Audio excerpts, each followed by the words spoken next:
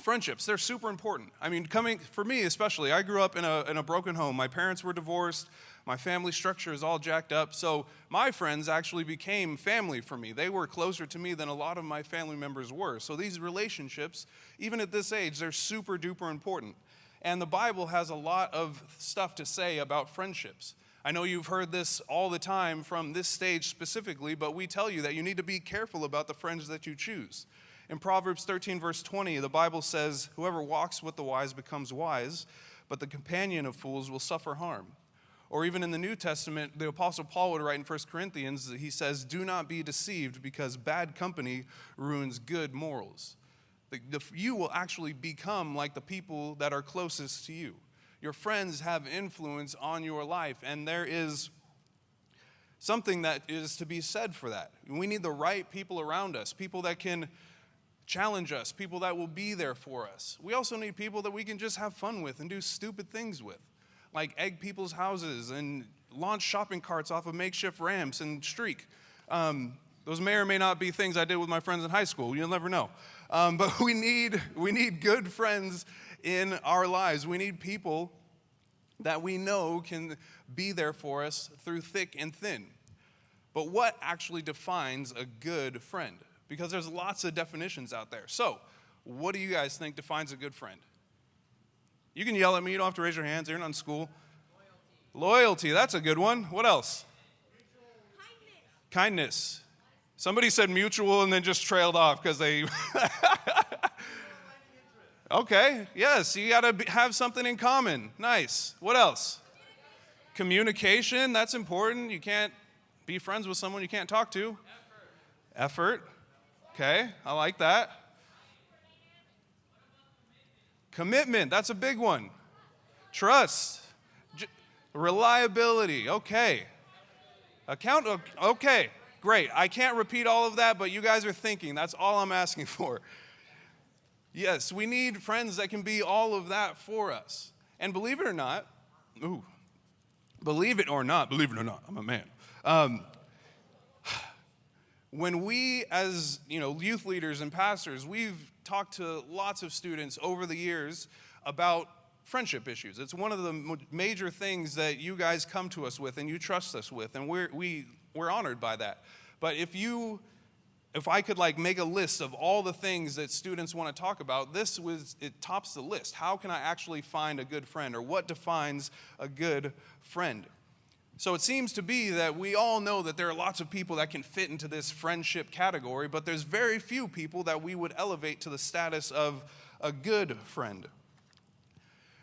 And I think that causes two problems that kind of compound. They get more intense when we have a lack of solid friendships in our lives.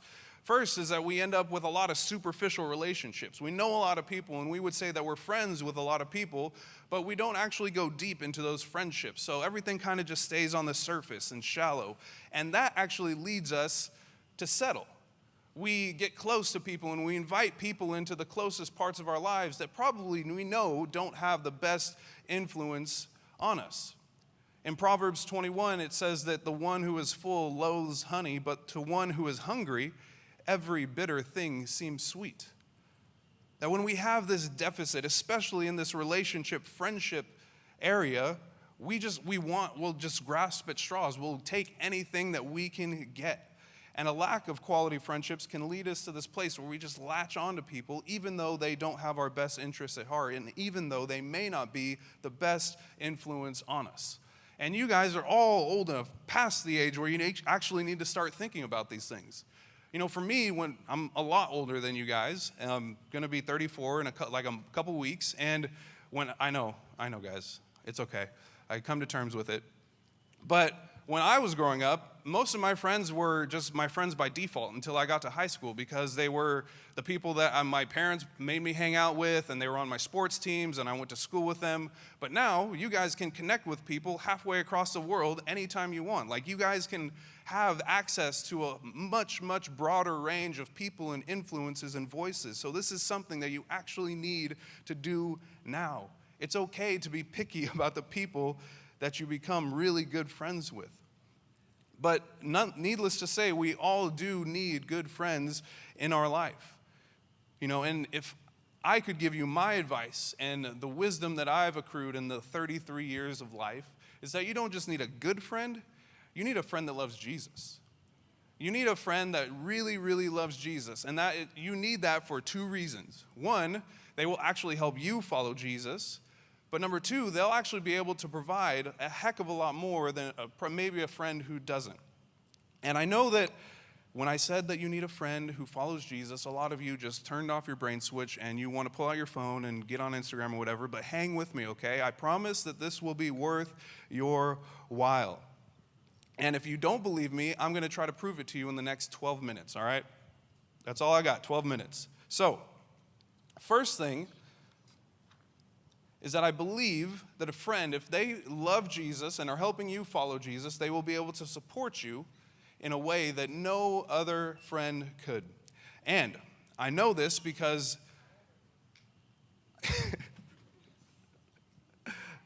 I'm sorry guys, I got distracted by something.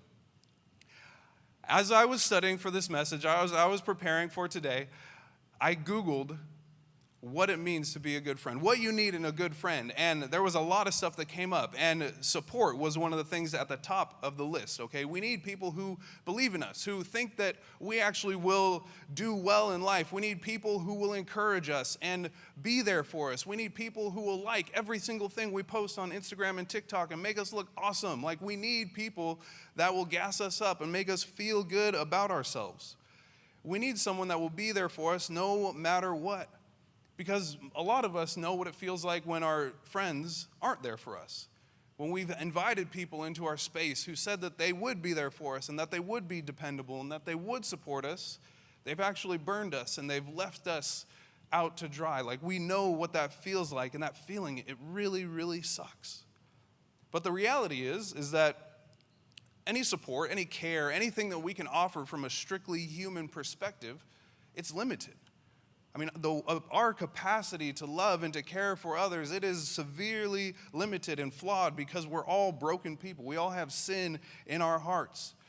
But when we're backed into a corner and we have a real need, it's really tough to know if the friends that you have are actually going to be there for you.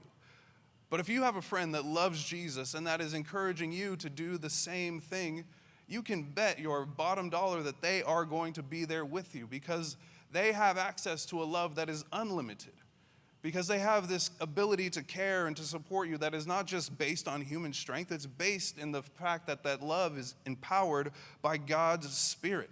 They'll be willing to stick by your side even if it costs them personally. And in the book of 1 Samuel, in the Old Testament, I know most of you probably don't go there, but that's okay. There's this really cool story in 1 Samuel about two friends. Their names are David and Jonathan. Now, most of us, you would be familiar with King David. He's one of the most important characters that we find in the biblical narrative. And he is, super well known. Lots of stories, lots of messages preached about King David. He's one of the central figures in Scripture.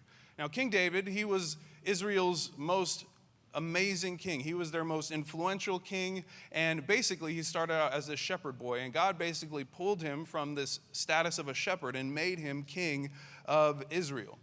But when David was actually given this calling to be the next king of Israel, David actually had a problem. There was another king already. His name was Saul.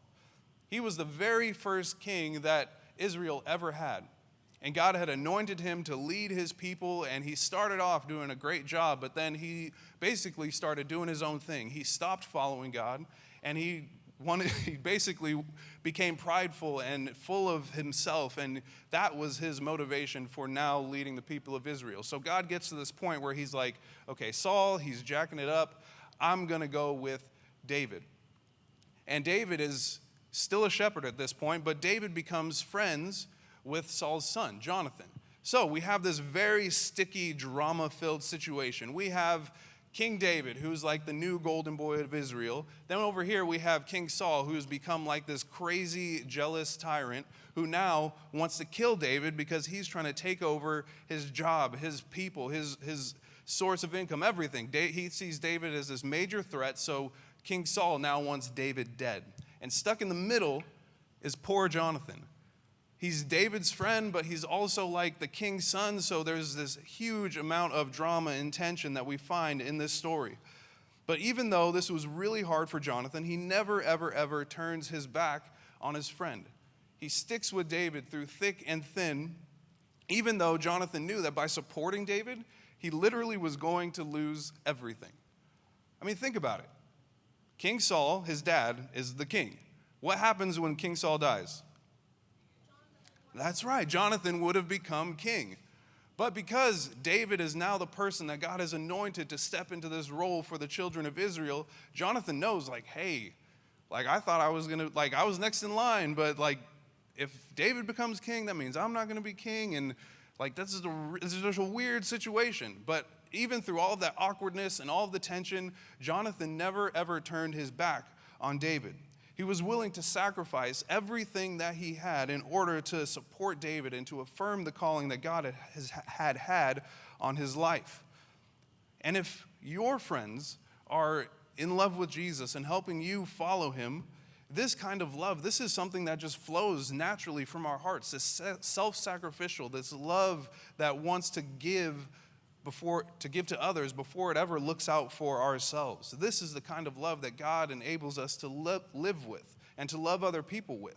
And in reading through this story of David and Jonathan, it's even like you have to wonder, like, man, do I have friends like Jonathan? Do I have friends that have the capacity to love me to the point where they will be there for me even if it costs them something? And if you have friends that love Jesus, that question, it's a really easy answer. You know that they're not perfect, but they will be there for you because they don't rely on their own strength. They actually rely on a strength that comes from God. And as we really consider this, I want you to hear real clear. I'm not saying that you can't have any friends that don't love God. Like, that is not at all what the Bible talks about. That's not what I'm trying to communicate. But for those people who you would invite into this space where you know that they are going to be the people that you lean on, that you allow to influence you, that you look to for support and encouragement, if those people love God and are helping you follow Jesus, I mean, you're setting yourself up for success. And like David, we need somebody that can be like that Jonathan character, that can build us up and that can be there for us no matter what. And in addition to someone who's going to support us, support us, we also need someone who will accept us. Someone that we can just be real with. Someone who knows us, knows our faults, knows our strengths, knows everything about us, yet is still willing to stand by us. Someone that can do this for us without a fear of us being judged or feeling like somebody's looking down on us because of who we are. And I mean, this is something that is so prevalent in today's culture where, this is something that's really important to people. They want to know that no matter who they are or the things that they're about, they want to know that they can be accepted and they can be loved. And people will just let them be who they want to be. And to some extent, I agree with this 100%. We all need people who are willing to stand by us and accept us.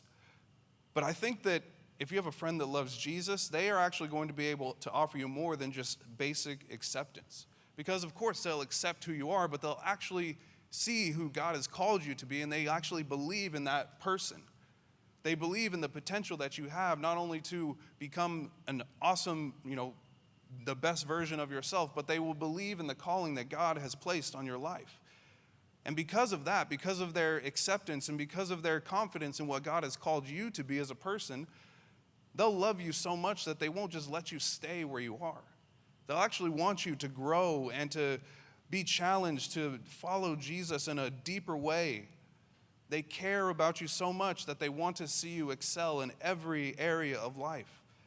And if we're being really honest, like as people who are broken and flawed, like we need people who are going to kick us in the pants sometimes. When we're being stupid and making the same decisions that over and over again that we know we shouldn't make, I want people in my life who are going to tell me like, Ryan, stop it. You're being dumb. Like I need that. I need that. And God's provided that for me in a lot of really good friends. But we all need people who are willing to do that for us.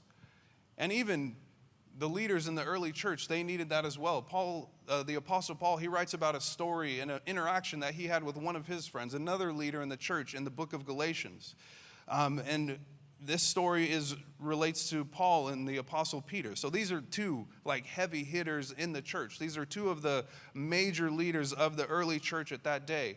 And I know you're all Bible scholars, so you already know this, but when Jesus started the church, it was filled with people who were exclusively Jewish.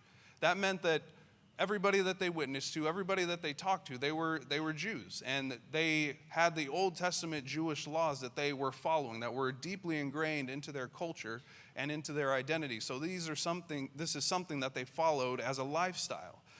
But one of the major points of tension that we find in the early church is that there were all these other people outside of the Jewish culture that they realized, okay, Jesus loves not just Jews, he loves these people over here too. So how do we do that? We've never engaged in relationship and in friendship with these other cultures. So we find a lot of tension popping up in the early church around these areas as well.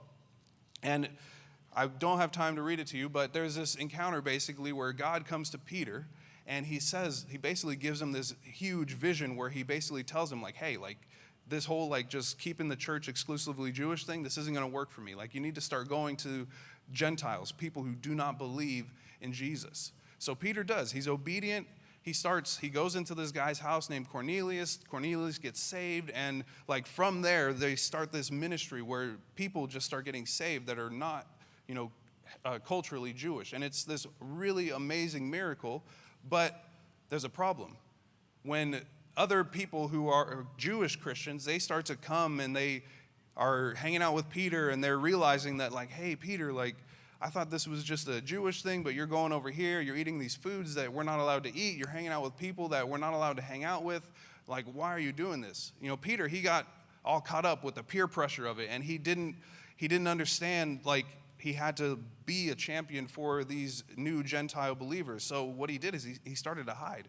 He didn't want to be looked down on by his Jewish friends, so he started when they would come around, he would pretend he wasn't down with the Gentiles anymore.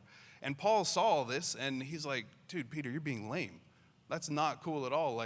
He understood that because Peter was a leader in the church, he had this responsibility to lead this movement and to let the Jewish Christians know that they had to be there for their Gentile brothers and sisters as well. So he spoke up. He confronted Peter in front of all the other church leaders, and he's like, what you're doing, it's wrong. And that would have been hard for the Apostle Paul to do because he was kind of the new kid on the block. Not only was he newer to the crowd, but before he met Jesus, he was having Christians arrested, and he was sending people to prison and even to their death just for following Jesus. But even with all of that, Paul was willing to confront his friend and let him know that what he was doing, it wasn't right. And just like Peter, we need friends in our life who not only see what we can be, but are willing to hold us accountable as well. Like I said, when we're making stupid decisions and we know that we're doing things that we shouldn't be doing, we need people in our lives who are going to speak up. Or if we're like Peter and we're living a double life, we have our Christian masks on Sundays and Thursdays when we come for small groups, but during the week we just kind of do whatever we want. We need people in our lives who are going to call us to be better. Because we all get off course at times. We all lose our way, and we need people to keep us on that straight and narrow. We need friends who aren't just going to accept us, but who care about us enough to actually make sure we keep on that straight and narrow path. And as we get ready to close today, I realize that some of you probably have these friends. You have friends who you already know can be there for you, to support you, to accept you. And they are helping you follow Jesus. And if that is true, that is so, so great. But if you don't, I know firsthand how hard that it can be, especially when you feel like you're the only one in your world who's trying to follow God, and you want these types of relationships that are going to challenge you and support you and lift you up, but you don't see any real candidates that could fit that bill. And it can be a very long and lonely process at times, but don't give up. And we talked a lot about the friends what a friend that follows Jesus can do for us. And I want to just try to leave you with a few practical things that I think can help you find that friend if you don't have one. First, I want you to pray. And I know that doesn't sound super creative because I'm a pastor and I'm telling you to pray, which is something we all do. But honestly, God knows that you need a good friend, a friend that's going to help you follow him. This life that we live as followers of Jesus, it is not meant to be done alone. God knows that we need people in our lives to support us. And if you feel like you don't have that, ask him. He genuinely cares about you, and he knows that the type of person you need in your life, and he wants to make sure that you have that type of friend. But I think one thing that we also take for granted is this place, this community that we have here at Cottonwood Youth. You know, we gather here multiple times a week, and we have, ping pong and the Switch and all these different things that we can kind of connect over and hang out around. And we do that for a reason. Yeah, we want to have fun, and we, as leaders, we want to get to know you guys, but this space is for you. We want to give you an opportunity to build these types of friendships with people who are going in the same direction in life, who actually love Jesus and are here to grow and to experience all that he has for them. And it can be easy to just come in, and especially if you don't know anybody, to just kind of hang out in the corner and to stay on your phone the entire time and, leave as soon as service is over. But I want to challenge you, if you need this friend, start here. This is a great place to kind of fight through the awkwardness and actually start to build those relationships that can become these good friendships. I have a handful of friends that I still talk with almost every single day, who I met here at church and who have been those types of friends for me. They've been able to support me and to challenge me, and they've accepted me and all of my flaws and all the stuff that I've done wrong. Like, they've still been there through it all to love me and care for me and challenge me to grow. And there may be some of you who you have these friends legitimately, and the only kind of thing you're like, that is that you wish that they were saved. Like, that you've grown up with these people, or you've developed really good friendships with them, and they've been there for you in some really hard times, but you know that they aren't saved. That's what Friendsgiving is for. This is one of the reasons why we wanted to hold this event. Like, we want you to be able to extend that invitation to those friends, because if they can discover who Jesus is and they can experience the same love and grace that you have, man, that will literally change their lives. And as we wrap this up, I wanted to just pray for us as a community real quick, because it can be hard. I lived a lot of years of high school not feeling like I had a friend like we talked about today, and it was a very lonely process. And I want to pray for those of you who may be feeling that way right now. But also, the starting point for all of this, before you can even be a friend like this or have a friend like this, we need to actually follow Jesus ourselves. That's the starting point for being able to really care for someone and be there for them and to develop a deep, meaningful friendship with them, is we have to actually have the love of God in our hearts, abiding in us and changing us and challenging us.